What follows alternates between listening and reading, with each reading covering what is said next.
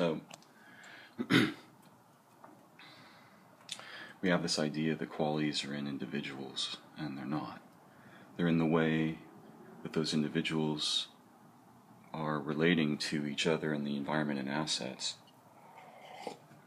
In other words, the individual is a nucleation, and while the nucleation acquires qualities over time, it acquires them from and in relationships and relational contexts. So when I was younger, I used to wonder where did Einstein, why don't we just produce these Einsteins all the time now that we produced him? And I kept expecting culture to produce a new Einstein, and when it didn't, I was kind of surprised.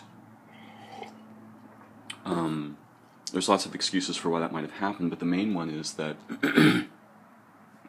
under the pressures of our theories about ourselves and sociality, we lost many aspects of our real, accessible intelligence and sociality.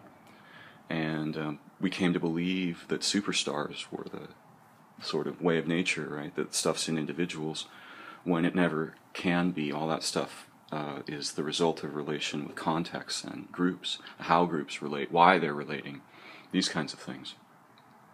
When there's an environment of urgent relation over an issue or a problem among many great minds, we get a kind of superposition that produces unique forms of nucleation. If we don't produce the urgency, which we often use war or commerce to do, then which we should be using something else for, then we just don't get those complex nucleations, because we damage the context from which they emerge. We don't